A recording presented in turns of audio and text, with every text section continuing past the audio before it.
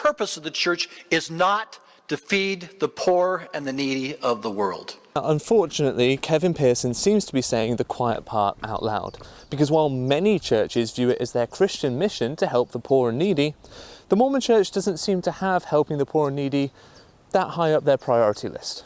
Let's take a look at it, shall we? A recent article in the Salt Lake Tribune tells of how the First Congregational Church in Salt Lake City, Utah, gave $500,000 to charity because they had it going spare after selling one of their buildings. So on Sunday, May 17th, the small but mighty congregation will hand a check worth $500,000 to Crossroads Urban Center to help the non-profit build a new thrift store and food pantry, with a bonus coffee shop on the city's west side. When we sold our building 4 years ago, our fellowship was convicted that this was more God's resource than ours, the Reverend Doug Gray said in a news release accompanying the decision. Since then, we have looked for high-impact ways to substantially bless our community. And they have absolutely substantially blessed their community. They have given $1.75 million that came from the proceeds of the sale of that building to help local causes, to help homelessness in the community. Now, churches of the size of the First Congregational Church, from what I've been able to gather, have a worth of about $200,000. And most churches of that size spend the money, that $200,000, that they bring in each year. They live hand to mouth. These churches put very little away by way of reserves. However, there's one church in America that acts very differently. The Mormon Church is worth, as of 2020, at least $100 billion, and some estimates put it at nearly $250 billion. That's $250 billion. And that is what they have in reserve. That is what they have going spare. The running costs of the church year on year are dictated by tithing income. If tithing income were to go down, then the budget of the church would shrink.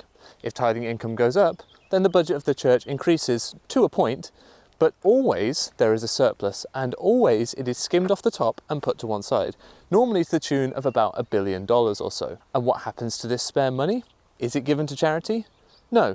It's put into places like Ensign Peak to bolster their already growing $100 billion portfolio. But when the church has to sell a building because their congregations are shrinking and there's not enough people to warrant a congregation in that area anymore, what does the church do with the money from selling that building? Do they give it to local community causes around the area in which that congregation once was? As far as we can tell, no. In my opinion, the church has a very serious case of dragon sickness. Now, it's not like the Mormon Church doesn't give any money to charity at all. They give multi-million-dollar donations every year to charitable causes from money given to them specifically by members of the church for that purpose. So, what's the problem, you might be asking? Well, the problem, like the purpose of origami, is twofold. Okay, first, the size of the church's charitable donations pale in insignificance to the size of their real estate and land purchases. And second, the size of the church's charitable giving pales even further in insignificance to the scale of their overall wealth, to the scale of the amount of money that they have in reserve. So if you'll indulge me in a graph or two, we can take a look at just how small the amount of money they give to charity is compared to the size of their wealth. And we'll start by taking a look at what the First Congregational Church gave when they donated that $1.75 million from the proceeds of the sale of their building. The First Congregational Church gave, in total, 1,035% of what they are typically worth in a year. Viewed another way, they followed Jesus' admonition to sell all his belongings, give the proceedings to the poor, take up his cross, and follow him. The boldness of this directive caused the young ruler, in spite of his expensive sandals, to get cold feet. And he went away sorrowing because the scripture says he had great possessions. Obviously, this is an important cautionary tale about the uses of wealth and the needs of the poor. And here is what the Mormon Church gave as a percentage of their wealth in 2025. It's either 1.58% or 0.68%, depending on what you put their total wealth at. And much of the Mormon Church's... Okay, we'll wait for this freight train to go.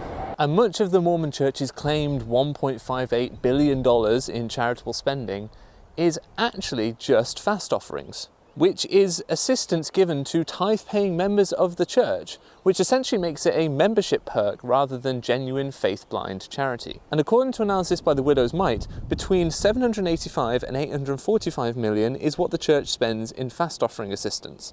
So that makes their actual charitable spending about 700 million, or about 44% of what they claim to be giving to charity. So if we adjust that graph based on the Widow's Mite report, here is what we see. If the Mormon Church is worth $100 billion, then they gave 0.7 of that to charity in 2025. If they're worth around $230 billion, then they gave 0.3% of that to charity in 2025. As little as 0.3% of their total wealth is what the Mormon Church spends on charity work.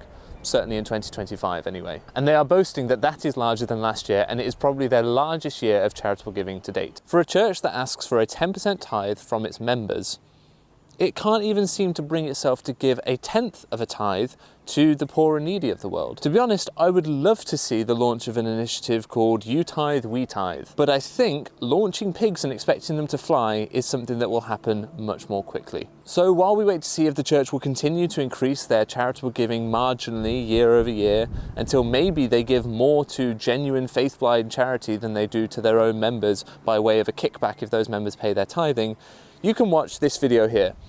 And if you want to watch exclusive videos, then you can head over to my Patreon. It's only $6 a month. It keeps this channel going, particularly because this channel isn't backed by a $100 billion nest egg. Thanks everyone for your support, and I'll see you in the next one.